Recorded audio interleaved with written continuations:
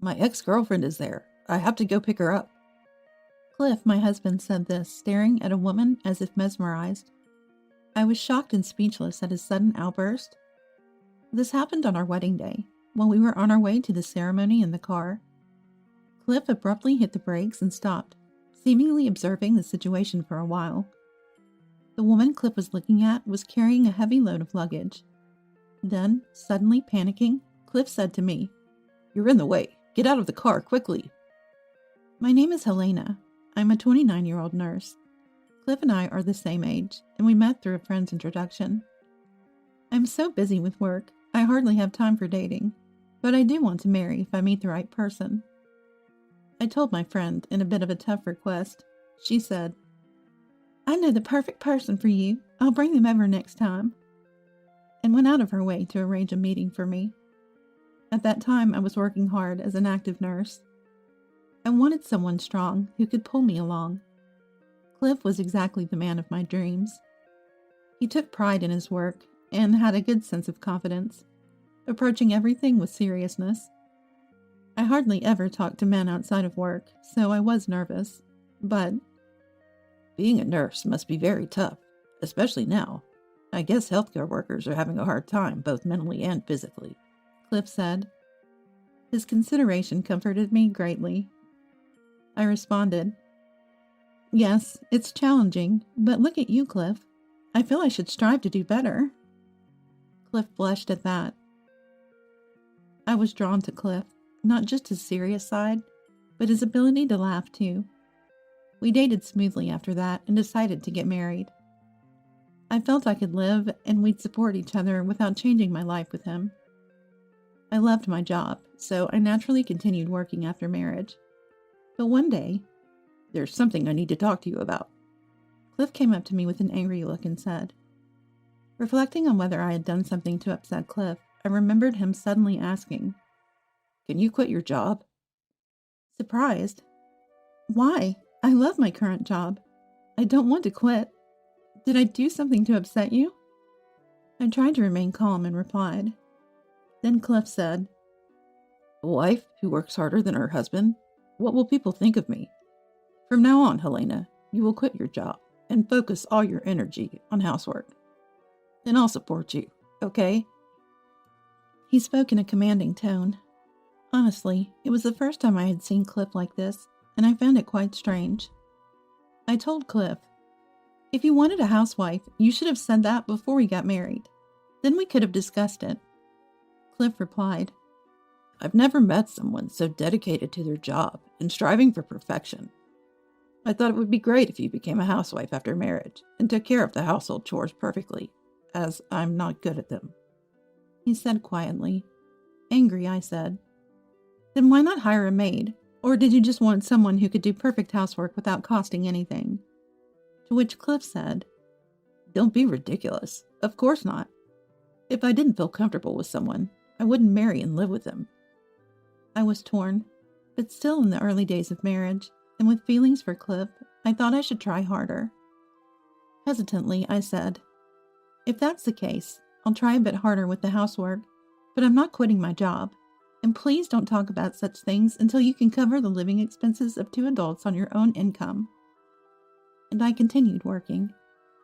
Cliff, perhaps very upset, not only stopped doing housework, but also began to constantly monitor what I did. Naturally, my workload only increased. There were days when I skimped on housework because of work.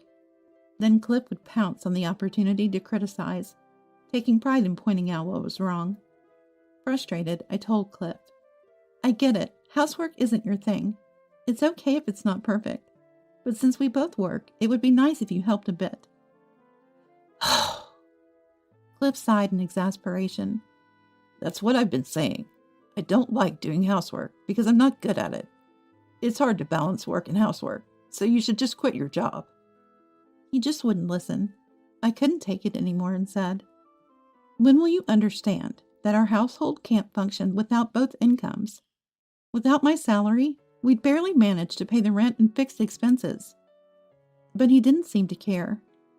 Whenever the subject of his earnings came up, Cliff quickly changed the subject. Then, Maggie was much more perfect at it. I'm surprised there's such a difference between two women. No matter how good you are at your job, failing at housework, a woman's job, is a failure as a woman. Be grateful I married you, even though you can't do it perfectly. Cliff said. Maggie was the girl Cliff dated before me. I was angry to be compared to his ex-girlfriend, but I also understood what he meant. Even though I was quite trusted at work, as a woman, I lacked charm. Not just because I was married, but I was aware of my lack of femininity. Knowing this, hearing it from Cliff only made me more determined. But the reality was that we couldn't live on Cliff's salary alone. So I continued working as before, but tried to be more efficient with housework. Cliff was always watching, trying to find chores I hadn't done, but since I did everything perfectly, he eventually had nothing to say. Finally, peace seemed to have returned to our home. One day, we were having a meal with both our parents. When my mother Brenda asked about the wedding, I excitedly shared my dream. I always wanted a wedding, so I saved up for it. I want a glamorous ceremony that everyone attending will enjoy. While Brenda and my mother-in-law, Anaya, clapped in agreement with my idea, Cliff said, "Do we really need to go that far? Besides, the guests probably aren't even interested in our wedding. They might think it's a hassle to give a wedding gift, but if they don't come, they'll be seen as unsociable, right? I bet they only come because they feel they have to. No one really gets moved by someone else's happiness, right? Isn't that just something from a drama?" He laughed, completely dismissing my opinion. I had never thought like Cliff at any weddings I attended, so I was infuriated. Why attend if you feel that way? Cliff went on. "Actually, if you have that much savings, why not share some with me?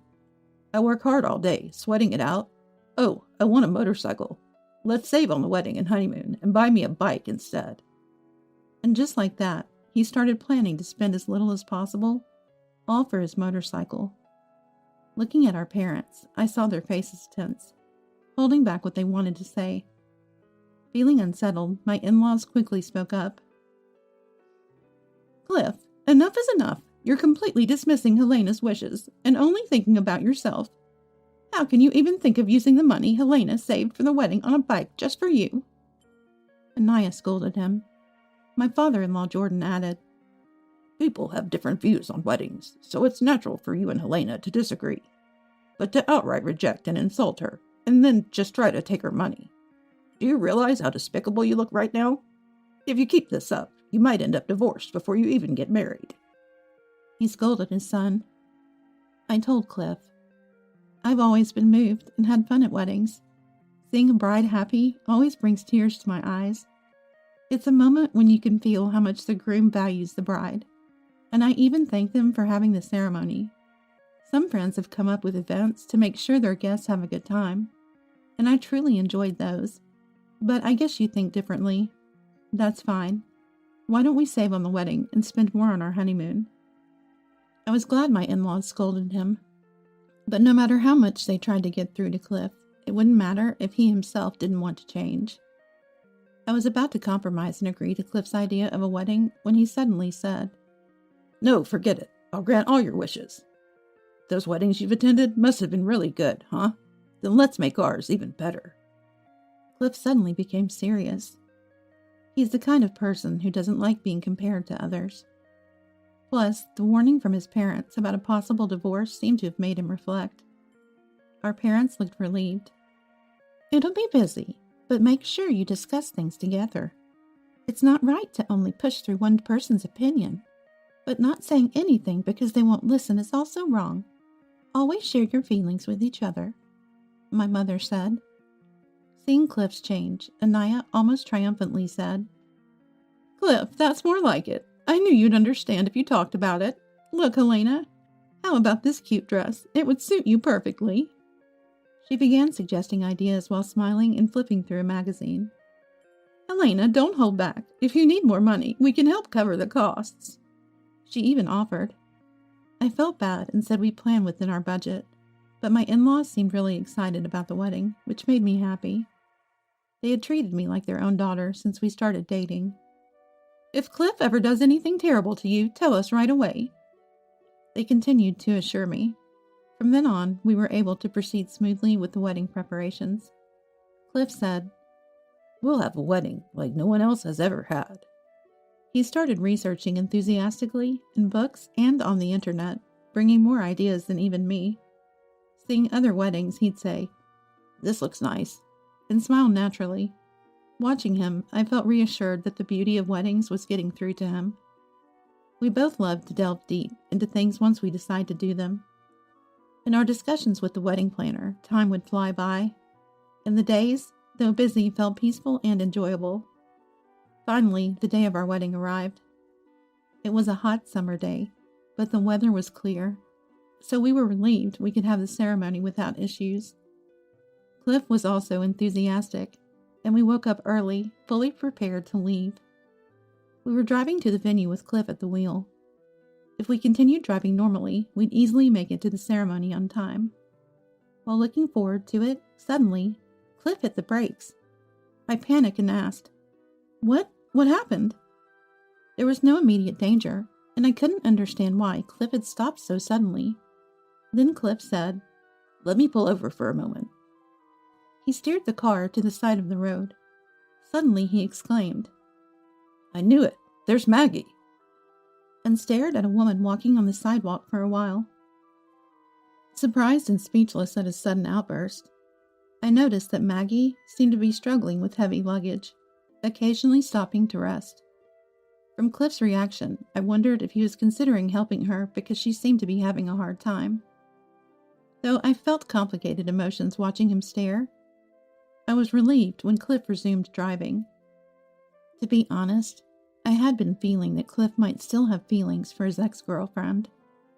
He always compared what I did to her, complaining whenever he felt I didn't measure up. I had hoped he wouldn't do such a thing on our wedding day, and was relieved it seemed to be an overthought. However, after a few left turns and losing sight of his ex-girlfriend, Cliff pulled over again and looked at me with a smile. "You're in the way. Get out of the car," he said abruptly. Shocked, I responded, "What? Why? Are you going to talk to her? You know today is our wedding day, right?" Cliff replied, "She was carrying so much stuff. It must have been hard. Just do what I say." Then he forcefully pulled me out of the car by my arm. "Don't follow me. Don't you dare." He said that and drove off alone. Afterward, I was too stunned to think and just stood there. I couldn't catch up to the car, and I didn't have my wallet or phone with me. Anger began to build at the thought that he didn't care about our wedding, but I walked to the venue alone, not wanting to cause trouble. I thought even if Cliff didn't show up, I could tell my in-laws that my belongings were still in the car, and they would help me retrieve them. Thinking about the future, I soon arrived at my destination. The walk wasn't too far, and I arrived on time, but it was exhausting under the hot sun without a parasol. Entering the building to take a break, I found Cliff looking visibly downcast. It made sense that he arrived before me since he was in a car, but why was he here if he had gone to see Maggie? As I wondered, Anaya rushed over upon noticing me. "Elena, I'm so sorry for our foolish son. Are you okay? It's been hot, hasn't it? Here, drink this," she said, offering me water. After gratefully accepting it. "So what happened with Maggie?" I asked Cliff. Cliff responded. "She said she didn't need help and ran away. Some guy I didn't know took her away. I had no choice but to come here." He spoke indifferently, as if his mind was elsewhere. While I looked at him suspiciously, my in-laws paraded Cliff. "We've already said this, but leaving your wife on your wedding day to talk to an ex-girlfriend is unbelievable. What were you thinking? We don't expect her to forgive you, but you owe her a heartfelt apology." Cliff looked utterly dejected. Anaya added sadly, "We actually arrived much earlier than you two because we were so excited. But then Cliff showed up alone, and we were like, 'Where's Helena?'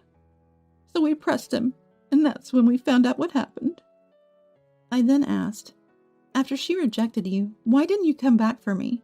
I asked Cliff. "Maggie was really angry, huh? She called you the worst, and I just lost all motivation. I figured you'd come to the venue anyway, so I thought I'd just wait here," he said. Looking closer, I noticed Cliff's cheek was red and swollen, later learning that Jordan had hit him, unable to hold back his anger. Then, to our surprise, Maggie arrived, with an unfamiliar man by her side, introducing him politely as her husband Nelson. Nelson glared at Cliff. "You tried to force a reluctant woman into your car, then run away at the sight of her face? I heard from Maggie. You've been following her, even after breaking up. And today, on your own wedding day, abandoning your wife to approach an ex-girlfriend is beyond low." He was visibly angry. Maggie glared at Cliff, then turned to me. "We did date, that's true, but we broke up, and I have no interest in Cliff anymore. I had no idea he'd leave you on your wedding day to come talk to me. I'm so sorry." I hurriedly stopped her apology. "No, don't apologize. It's Cliff's fault, not yours." Maggie sighed in relief at my words. Cliff, losing his target of anger, glared at me, tears spilling from his eyes. "If you had stopped me more, none of this would have happened. Don't you feel any pain seeing me blamed like this?" I was about to retort that it was his own fault, but Maggie and her husband started berating Cliff.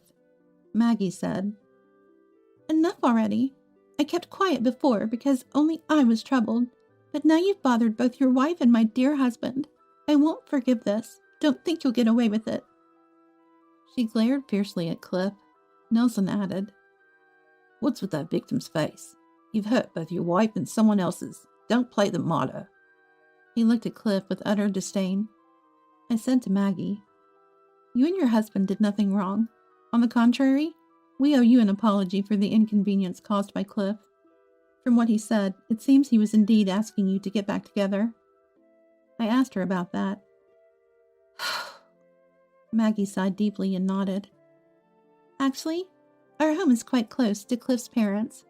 He's ambushed me several times, pretending it was coincidental, and demanded we get back together.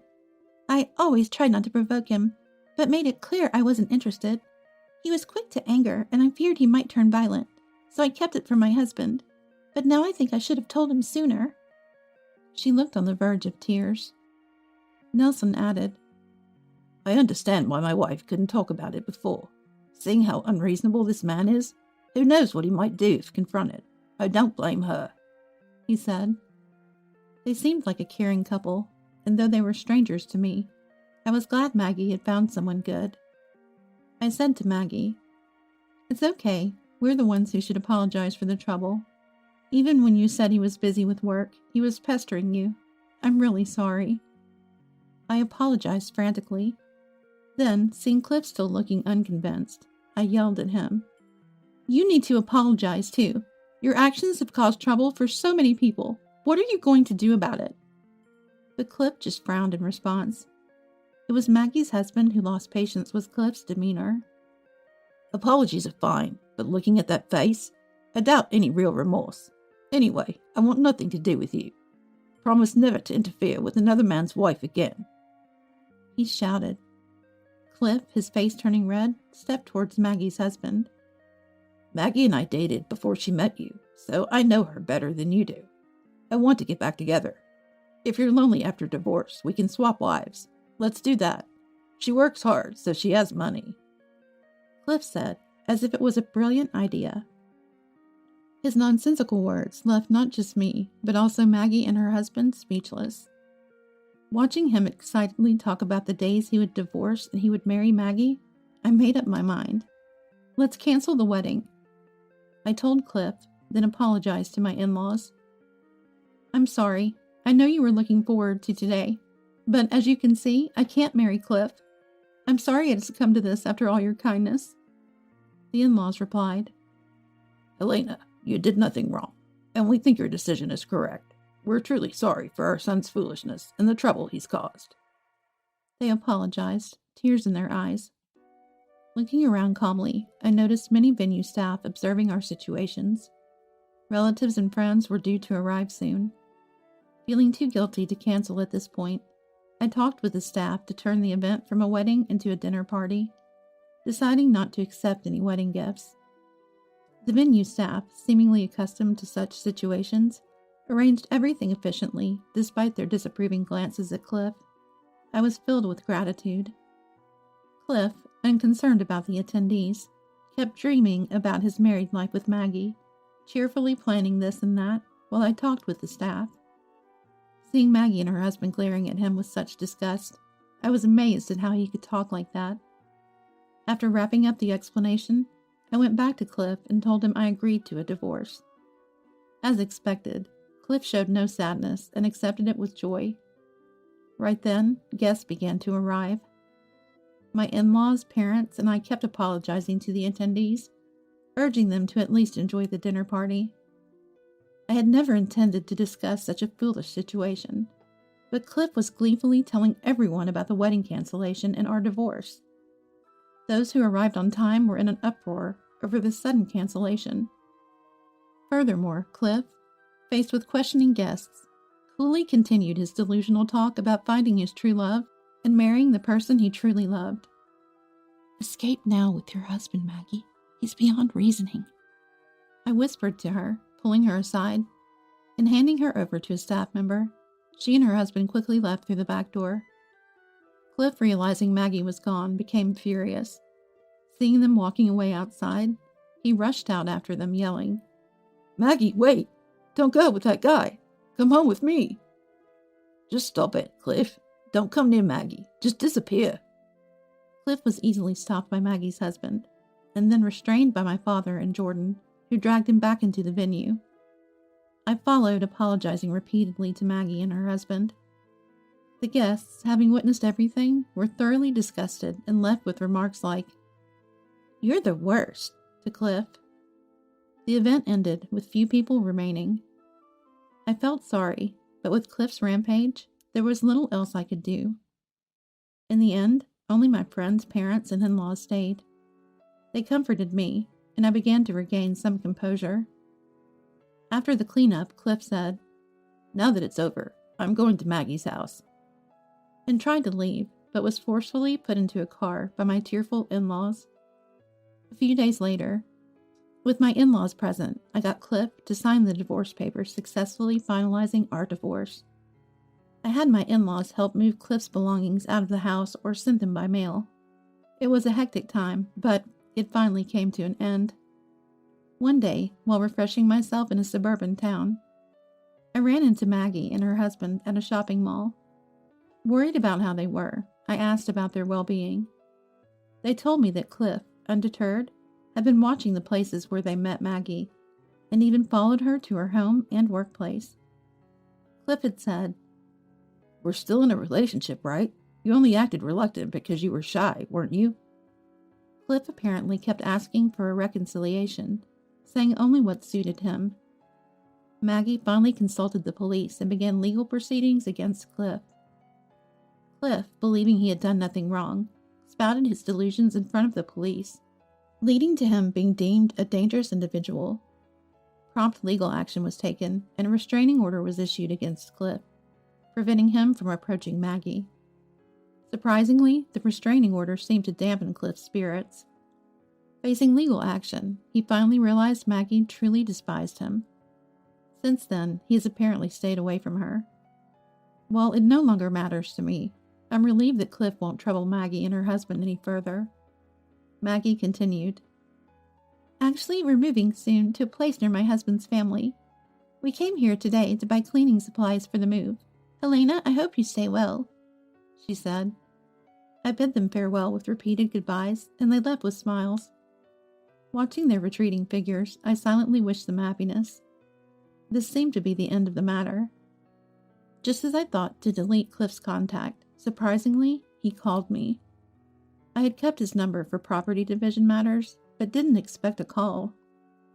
Reluctantly answering the phone, after just meeting with Maggie and her husband, I was worried. "Can we cancel the divorce? Living alone made me realize how important you are, Helena. Let's live together again, cooperatively," I heard Cliff say. After pondering his words for a good 10 seconds, I calmly replied, "That's ridiculous. We're strangers now. No matter what you say, I have no intention of remarrying you. Please don't contact me again." I hung up, setting his number to reject future calls. Cliff kept making noise on the other end, but now I was completely free of him.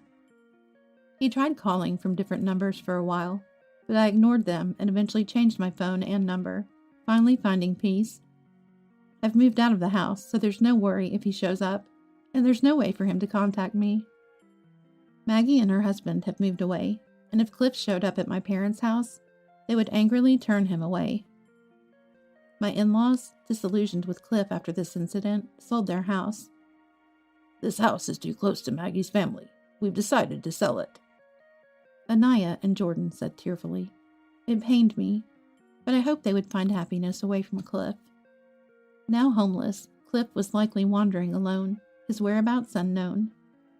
After causing a scene at the wedding, he's rumored and isolated among friends and at work.